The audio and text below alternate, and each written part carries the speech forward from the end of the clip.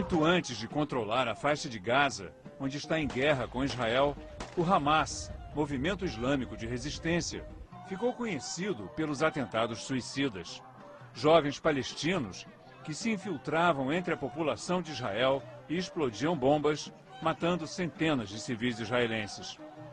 Agora surge o primeiro relato dos bastidores dessa história trágica. O livro Filho do Hamas, que acaba de ser lançado no Brasil, é a história do jovem palestino Mosab Hassan Youssef, filho de um dos fundadores do Hamas, que se desiludiu com a violência da organização e se tornou espião, ajudando Israel a prender um grande número de terroristas. Mosab vive hoje nos Estados Unidos, para onde veio depois de 10 anos, ajudando Israel a combater a organização que o próprio pai, o Sheikh Hassan Youssef, ajudou a criar. Convertido ao cristianismo, ele acredita que sua mensagem, o amor ao inimigo, é a única forma de superar a violência no Oriente Médio. Ameaçado de morte pelo Hamas, deserdado pelo pai, Mosab anda sem seguranças, mas não dá endereço ao telefone. A equipe do Milênio gravou a entrevista com ele no estúdio da Globo em Nova York. So let's start, Mosab, by talking about your youth, when you grew up in the Palestinian occupied territories. How was it to live under the Israeli occupation? For a child, this is one of the worst environments to grow up. And I was witnessing lots of killing, lots of death. I was living next to a cemetery, and all the dead bodies would come there. People were killed and shot by the Israelis. It was very difficult for me as a child to be witnessing all this violence. Today also the children of Gaza, the children of the West Bank, having grown up under the same circumstances.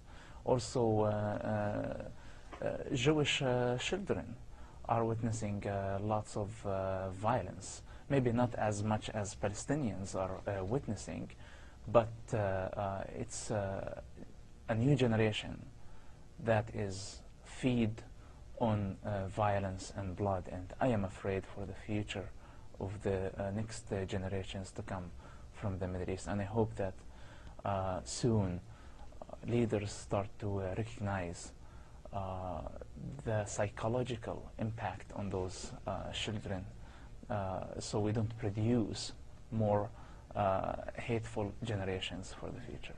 Your father is one of the founders of Hamas, but if I understood well reading your book, he didn't want you to be part of Hamas. You were not recruited, you were not really one of the Hamas men.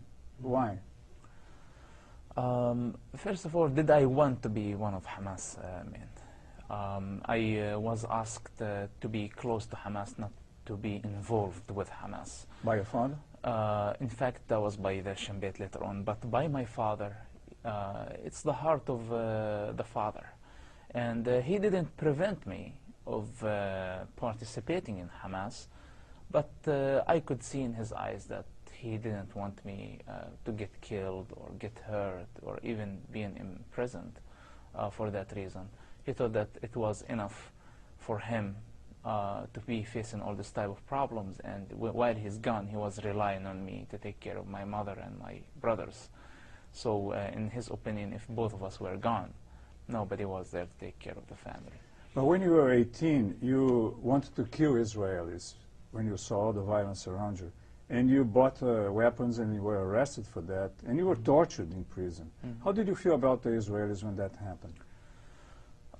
For any Palestinian, I say that I used to hate the Jews, and Muslim Palestinians hate the Jews for two reasons. The first reason is ideological reason, that the God of Islam doesn't like Jews.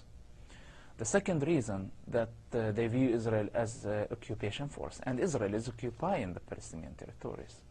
And it used aggression, assassinations, killing many times, and I don't justify the Israeli aggression no matter what, while I understand the right of Israel to live.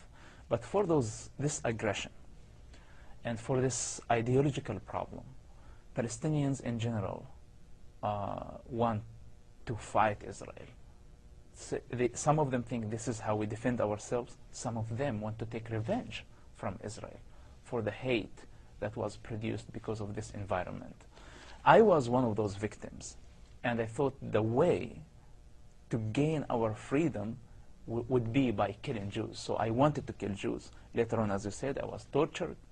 I never killed a Jew. I never used the weapons. They didn't work, and I was arrested before they were used, and I was tortured in prison under the Israeli authority.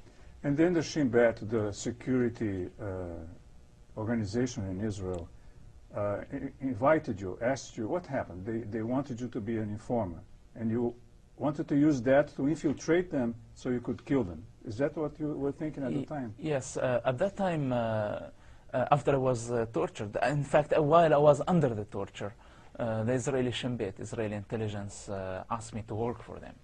I was asking, are those guys idiots, or what's their problem? They're torturing me, they're arresting my father, they're killing my people, and they're asking me now to work for them. I thought that would be a great opportunity at that time to infiltrate the Shin Bet and fool them and kill them from inside. So I was 18 years old, I was full of hate. I had enough reasons to hate them. In fact, they gave me all the reasons to hate them and want to take revenge from them. I decided to work for them and fool them, and this is how I started working for the Shin Bet. But how did your mind change about that? Later on, I was transferred to a prison where other Palestinians and Hamas leaders were torturing their own members. And I was shocked. I understood the Israeli torture against Palestinians and persecution. But what I couldn't understand, why Hamas and Palestinians are torturing and persecuting their own people. Fatah tortured its own people, and Hamas learned the lesson from Fatah to torture their people. Most Palestinian factions tortured their members and killed some of them for the accusation of collaborating with Israel. Now, I started to question, what's the difference between the Israeli torture and the Palestinian torture?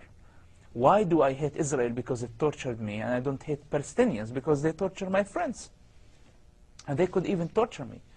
So I had to be somehow honest and think as a human being, not as a Palestinian and as Israelis. And I saw ugly side of Palestinians as I saw ugly side of the Israelis. And to me, torture was torture, and that opened the door for the journey of questioning that took several years after that. But you were so close to your father. Did you talk to him about that? Of course, I talked to him about this, and I knew that he disagreed. In fact, he was the one who stopped the torture in prison when he was transferred to that prison. My father is a very forgiving person, as many Palestinian people, that they are wonderful people. And they are victims of some of the bad ideologies and religion. Now, those people, like my father, they tried to help the situation. Even they never killed a Jew. Maybe they justified killing a Jew somehow because they understand this is how we resist ourselves. But they're not terrorists in the nature. They are not. If you put my father with other Jew in the same room, I am sure that my father is not going to kill that person, because he cannot kill a human being. But to him, this is justified when he sees angry young men going and killing Jews, because he would say, okay, this is because of the Israeli aggression. And I say, as a human being, as human beings, we need to get down of this horse of pride and ideologies and politics and think as pure human beings. Because in this case, humans are fuel for this endless cycle of violence. The Shin Bet helped you to pay for your university studies, and they let you for 4 years to be like aside. You weren't working for them, really, until the Second Intifada. The Second Intifada is when you started to work as a spy for them. And you say that at the day of decision, there was a day when you decided to really start doing this. What was in your mind in that day? After I was released from prison, the Shin Bet invited me for a meeting. And I went for the meeting. As I told you, the original plan was to fool them. Now I went to the meeting. And in the meeting, they were very friendly. And we discussed what happened in prison, the torture that was going on there, to discover that my people, Palestinians who were killed or tortured, my friends, they were victims. They didn't have a clue or anything of a relationship with the Shin Bet, the Israeli intelligence. They were innocent people. They were not collaborators. They weren't collaborators with Israel. And I started even to question more. I already had a problem with the torture in prison, and now I had a problem to know the truth. If what the Shin Bet was telling me in the first meeting, that all the torture that took place in prison was baseless, and those people were victims, this meant to me a big disaster. Those people I trusted, and those people that we are fighting together, and I'm committing my life to them, and to their organization, and I wanted to kill Jews for their glory, and so they take over the Palestinian territories. What if they will become a government one day? Will they also torture everybody the same way they tortured everybody in prison? Now, I'm not saying that this is enough not to trust any Palestinian leadership or Palestinians at all, but I had to judge everything regarding to a pure human morality at that time. And I became very curious. I wanted to learn more. And unfortunately, that I was learning this from my enemies, who I wanted to kill, not from my people. My people weren't honest. Even my father wasn't honest enough. Maybe he was blinded totally to see the truth. And I had to go through this risky journey of hanging out with my enemies that I wanted to kill and have them as friends. And later on, we really became friends because I saw a big amount of honesty and responsibility in their behaviors. And I was fascinated about that, and I respected that. So later on, we became friends. Of course, they took care of my study university, but that wasn't the main motive to me as a person. What was the main motive? When the Second Intifada began, you actually began to work as a spy. It's a mixture. The first motive was taking revenge. That was the original motive. Later on, it was the motive of knowing the truth. What's the reality of this conflict? Why people are killing each other? Why was I tortured? Why was witnessing for all this blood? Who's really responsible for that? Mm-hmm. It was the journey and the motivation of discovering the truth. And later on, while I was confused, because simply, as I told you, I started to want to take revenge, and later on we became friends. So when I start to look at myself in the mirror, I say, what in the world I am doing? I am hanging out with my enemies as my friends. Should I quit and just quit everything? Quit Hamas, quit the Shin Bet, quit everything and find a different country? Or what? During that time, I met Jesus Christ. I met an evangelist who invited me to a Bible study, and he gave me the Bible. And I was reading the Bible in Matthew, saying, love your enemy. And that shocked me, because during that time, practically, I was in a relationship with my enemies who I wanted to kill, and we became friends. So it made perfect sense to me. Love your enemy. Unconditional love. Don't hate anybody. Your problem is not with man. Your problem is with the bad spirits. And I was fascinated about Jesus Christ's teachings. Now when I start to adopt Jesus Christ's standards, not Christianity as a religion, Jesus Christ's message of love, which is equal to God in the Bible, I adopted those standards in my life, and I had a new motivation. Now my motivation wasn't the new motivation in Jesus Christ, in the Christian faith, didn't have political agendas, didn't have agendas to support Israel or even support Palestine. It was the agendas of saving a human life, because I was in a position where I could give information about a suicide bomber who was going ahead to kill and blow himself up in civilians, innocent people, children, women, and old people.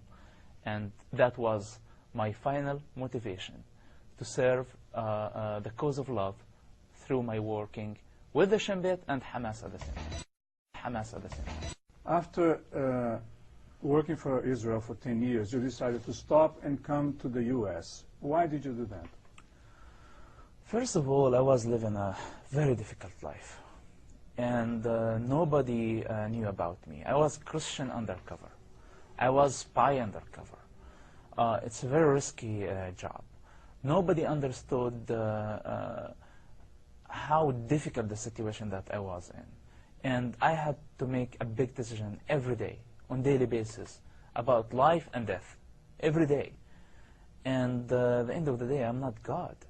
And I was doing His will, but I don't have His almighty strength to keep going.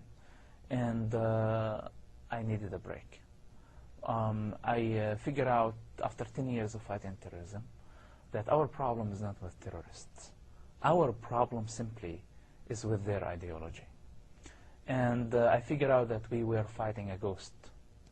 And I needed to find a different way to fight terrorism, of first of all being honest and revealing the secrets that I have known, the journey that I have done, and who really I am. Because everybody was simply deceived of who I was. And instead of just playing the game of being a terrorist in order to get information from terrorist groups, no, I want to tell terrorists today that I wasn't one of you, and you need to learn from this experience. What you're doing is wrong. And other message to my people: if you're ashamed to shake the hand of Israeli, if you're ashamed to make peace, to have peace with Israelis, I tell you, learn from my example. Israelis were my biggest enemies, and today they are my best friends. And I love Israelis. I love Israel. And I will protect Israel, not by carrying a gun, by saying the truth. And also I will protect Palestinians, because I love my family, I love my father. My mother is still there, my father is there, my friends, my people who suffered for many years. I love every one of them, and I will protect their rights also for self-destiny. And now the thing is, they need to understand that their biggest enemy is not the occupation. Occupation is a problem. In my opinion, and I said this several times, that the biggest loser of this occupation is Israel itself. And the occupation is a big problem for Palestinians, because they hang all their problems on the hanger of occupation. And when there is a society that they have a reason to hang all their problems, they never get the chance to see themselves in the mirror.